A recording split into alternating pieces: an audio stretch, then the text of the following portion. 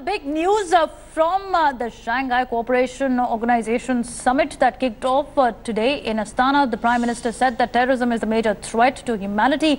He also emphasized the need for coordinated efforts to counter the menace of terrorism.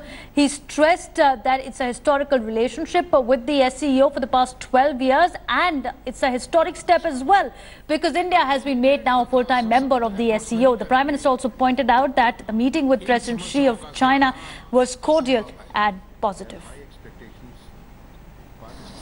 आतंकवाद मानव अधिकारों तथा मानव मूल्यों के सबसे बड़े उल्लंघनकारियों में से एक है। जब तक हम सभी देश मिलकर इस दिशा में कोऑर्डिनेटेड तथा सशक्त एफर्ट्स नहीं करेंगे, तब तक इन समस्याओं का समाधान असंभव है।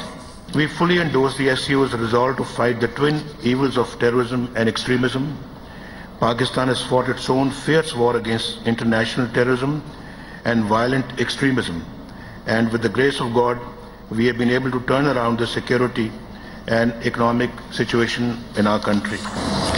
आतंकवाद मानव अधिकारों तथा मानव मूल्यों के सबसे बड़े उल्लंघनकारियों में से एक है। जब तक हम सभी देश मिलकर इस दिशा में कोऑर्डिनेटेड तथा सशक्त एफर्ट्स नहीं करेंगे, तब तक इन समस्याओं का समाधान असंभव है। The SCO gives us a powerful platform for partnerships to promote peace, build trust, and spur economic development for shared prosperity.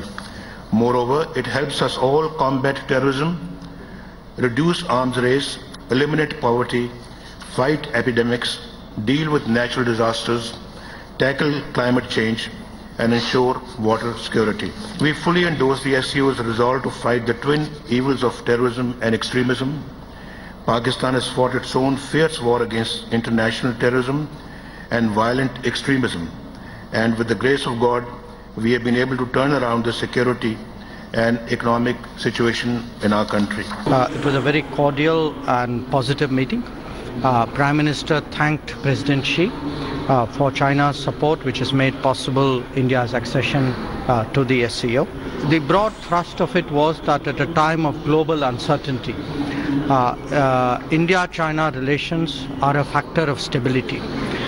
And as the world becomes more multipolar, it was important for India and China to work together more closely. Let me go across to India Today's executive editor who is joining us from Kazakhstan at this point. Gaurav, take us through the details of the Prime Minister and the Chinese President meeting, and also if there is any small possibility still left beyond the bonhomie one saw yesterday of a good handshake today as well between Nawaz Sharif and the Prime Minister. Is there an actual moment of discussion that one could see? So it's almost negligible. No more opportunities for the two prime ministers to have a pull aside. They haven't had a pull aside, and top sources in the government have told India today that one wasn't even on the cards. Pakistan didn't seek one. India didn't want one till the time terror from Pakistan is addressed. That was very clear. There were two instances when the two prime ministers met. One was ahead of the summit dinner and the concert. That's where the two prime ministers came face to face at the leaders' lounge. There were no other observers there. I'm told they exchanged pleasantries, and from what government sources tell India today, Prime Minister asked about the Pakistan Prime Minister's health, considering his recovery. This is their first meeting after Nawaz Sharif's heart operation. He also asked about his mother's welfare.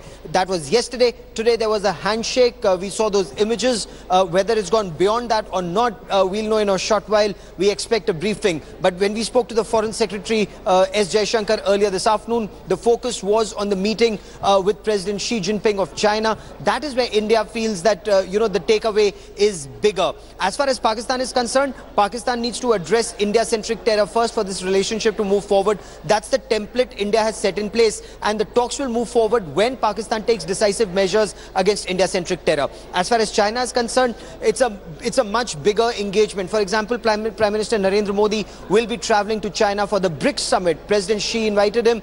The Prime Minister has accepted that invitation. There are areas of convergence. There are areas of divergence. For example, on the China-Pakistan economic corridor, India is not on board because India's territorial integrity is affected because of the Gilgit-Baltistan corridor. As far as people-to-people contacts are concerned, well, the Chinese president saw Dangal, the movie. He liked the movie. That movie is done extremely well in China, and more people-to-people engagements are now on the cards, Devina. Well, that's interesting, Gaurav, but will there be a dangle over the India's NSG bid? Whether there will be a dangle between India and China over Masood Azhar resolution in United Nations that India is trying to push and China has been vetoing? Those are the big questions as well. We'll come to you in just a bit, but let's take our viewers also through the other big story. The visuals on your screen, the Modi-Nawaz handshake, the greeting exchanged at Astana Opera, and a brief interaction there. The Prime Minister inquired about Nawaz Sharif's health, his mother's health, how his family's been doing. It was the first meeting since 2015 where the Prime Minister made a surprise stopover in Lahore. It's pertinent to note that no official meeting was scheduled between the Prime Minister from both the countries in this 2-day-long SCO summit. But here you have the handshake, which tells 1,000 stories. Let me go across to Gaurav, who is still with us. So Gaurav, as we said, there is a negligible opportunity now for a Modi-Sharif meeting. But does this handshake gives one a reason to hope that there could be a bilateral schedule given the tensions back home? There is a message that India has sent unequivocally to Pakistan, no terror and talks. But does this handshake means that Pakistan is willing now to step down? Well, Pakistan has to do more than just a handshake. It needs more than just a handshake for talks to begin.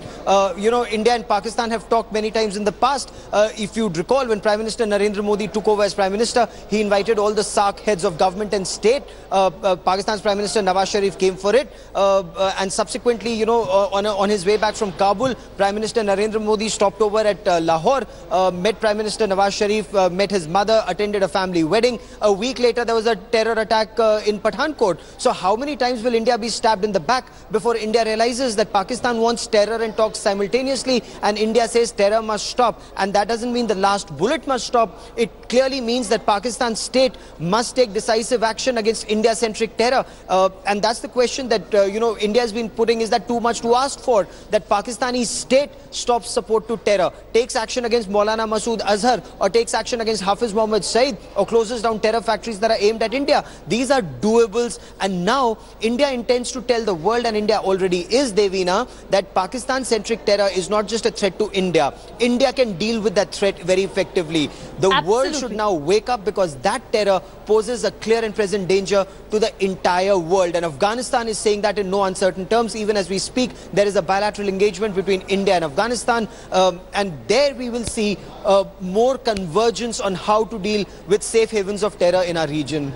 All right, Gaurav, thanks for joining us. A tough message that India has echoed once again at the SCO, but the handshake there raising much speculation whether Pakistan has finally buckled under pressure or not. At least the message has been driven home of the international community is now standing against the terror on Pak soil.